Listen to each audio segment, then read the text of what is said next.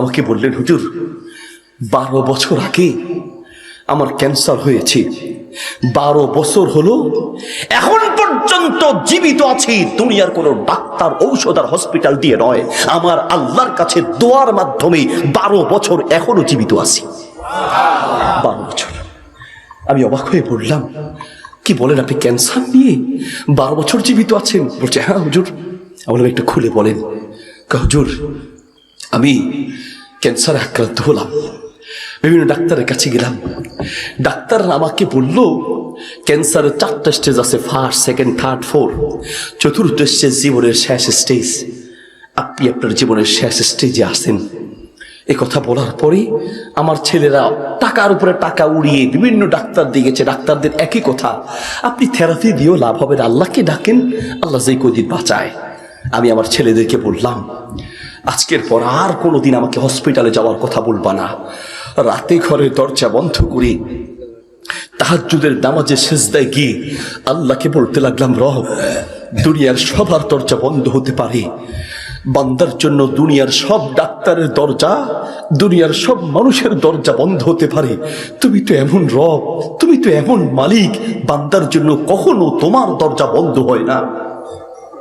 তুমি তো এমন রব, তুমি তো এমন মালিক, দুনিয়ার সব দরজা বন্ধ হতে পারে, সবাই ভুলে যেতে পারে। আল্লাহ তাআলা বলেন, ইয়া আইয়ুহাল ইনসান মা গররাকা বিরাব্বিকাল কারীম। ও বান্দা, দয়াময় আল্লাহর ব্যাপারে কোন জিনিস তোমাকে ধোকায় ফেলে দিয়েছি? কিসের নেশায়, কিসের ধোকায়, কার ভালোবাসায়, কার সম্পর্কে, কিসের আশায় তুমি দয়াময় আল্লাহকে ভুলে গেছো? আল্লাহ ছাড়া তোমার আপন বলতে কেউ নাই। বিশ্বাস করেন, বান্দার জন্য আল্লাহর চেয়ে আপন পৃথিবীতে কেউ নাই। তার বাস্তবতা বুঝেন। তার বাস্তবতা বোঝার জন্য বাড়িতে যাবেন, গিয়ে আজকে বিবিকে বলবেন, বিবি, তোমার জন্য আমার জীবনটা শেষ করেছি। বিবি, মাথার ঘাম পায়ে ফেলে একজন স্বামী নিজের জীবনের সুখ নষ্ট করে, নিজের জীবনটাকে বাজি রেখে টাকা ইনকাম করে, নিজের এই 1.5 বিঘা পেটের জন্য এত টাকা লাগে না। প্রত্যেকটা স্বামী সবচেয়ে বেশি পরিশ্রম কষ্ট করে টাকা ইনকাম করে নিজের স্ত্রীর সুখের জন্য, সন্তান সন্ততির সুখের জন্য। বিবি, তোমার সুখের জন্য নিজের জীবনটাকে জীবন বলি নাই, নিজের শরীরটাকে শরীর বলি নাই। অনেকে দেশ ছেড়ে বিদেশে যায়। বিদেশ মানে কি এত এত এত আরামের জায়গা মনে করেন? আমি নিজ চোখে দেখেছি, নিজ চোখে প্রবাসীরা যখন বাংলাদেশ ছেড়ে বিদেশে যাওয়ার জন্য এয়ারপোর্টের কাছে যায়, নিজেকে খুব শক্ত করে ধরে রাখে, যাতে করে সন্তান সন্ততি আত্মীয় স্বজনের সামনে চোখের পানি বের না হয়। কারণ একজন পুরুষ চাইলেও চোখ দিয়ে কাঁদতে পারে না, একজন মহিলা কিছু হলেই হাউমাউ করে চোখ দিয়ে কাঁদে, চিৎকার করে কাঁদতে পারে, কিন্তু একজন পুরুষ চাইলেও চোখ দিয়ে কাঁদে না। পুরুষরা চোখ দিয়ে কাঁদে না, পুরুষরা কলিজা দিয়া কাঁদে, কলিজা দিয়া। প্রায় প্রবাসী দেশ থেকে বিদেশে যাওয়ার সময় এয়ারপোর্ট পর্যন্ত নিজেকে শক্ত করে ধরে রাখে। যখন এয়ারপোর্টের ভিতরে ঢুকে সবাইকে বিদায় দেয়, কলিজাটা আস্তে আস্তে করে ছোট হয়ে আসে, চোখে পানি টলমল টলমল করতে থাকে। যখন প্লেনে উঠে তখন তো থরথর করে কাঁপতে থাকে। প্লেনটা যখন ছাড়ে, প্লেনের জানালা দিয়ে বাংলাদেশের দিকে তাকায় দেখে নিজের মাতৃভূমি, মায়ের দেশ, বাবার দেশ সব ছেড়ে চলে যাচ্ছে। প্লেনটা যখন আস্তে আস্তে উপরে উঠে, প্রত্যেকটা প্রবাসী কাঁদতে কাঁদতে চোখের পানি দিয়া বুক ভাসায় ফেলে। নিজের মা, বাবা, আত্মীয় স্বজন, বন্ধু বান্ধবী, আত্মীয় প্রতিবেশী সব কিছু ছেড়ে, দেশ ছেড়ে বিদেশে গিয়েছি বিবি, তোমার সুখের জন্য, তোমার সুখের জন্য। বিবি, তোমার জন্য এত কিছু করলাম, বলো তো দেখি বিবি, আমি যখন দুনিয়া থেকে বিদায় হয়ে যাব, একটা মাত্র রাত আমার সাথে আমার কবরে থাকবে, বেশি লাগবে না বিবি। আমি তো তোমার জন্য এত কিছু করলাম, আমার সাথে একটা মাত্র রাত আমি মাটির তলে একা থাকবো কি করে? একা এক রুমে থাকতে ভয় পাই, একা রাতের বেলা বাথরুমে যেতে ভয় পাই, একা একা রাস্তায় হাঁটতে ভয় পাই। বিবি, প্রথম রাতটা খুব ভয় পাবো।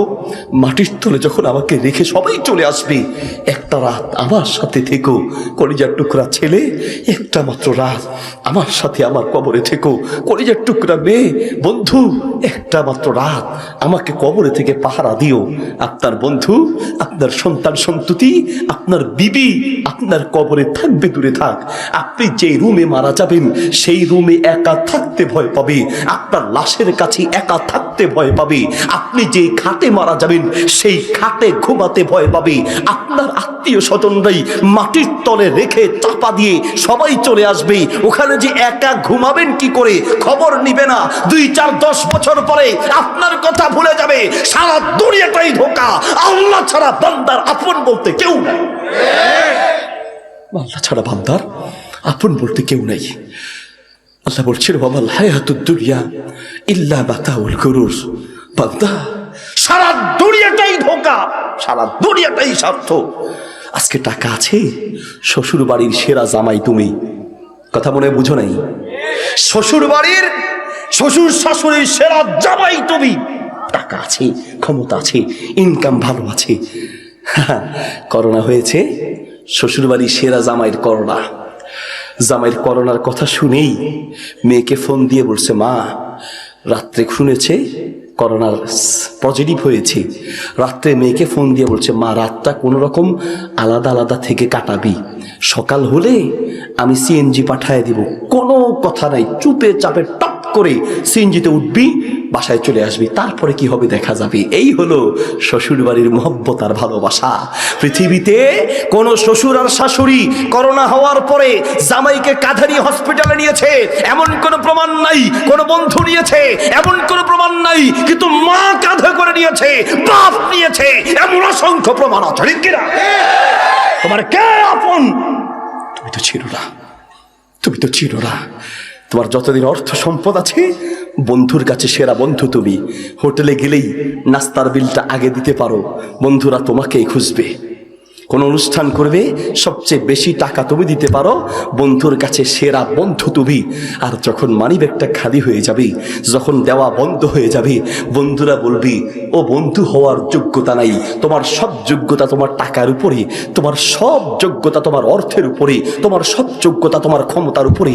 আল্লাহ বলেন, বান্দা, যাদের জন্য তুমি আল্লাহকে ছেড়ে দিলে, মসজিদে আজান হওয়ার পরেও বন্ধুরা রাগ করবে, খেলা ছেড়ে যাওয়া যাবে না, বন্ধুরা রাগ করবে, ওদের গল্প ছেড়ে যাওয়া যাবে না, ব্যবসা ছেড়ে যাওয়া যাবে না, চাকরি ছেড়ে নামাজে যাওয়া যাবে না।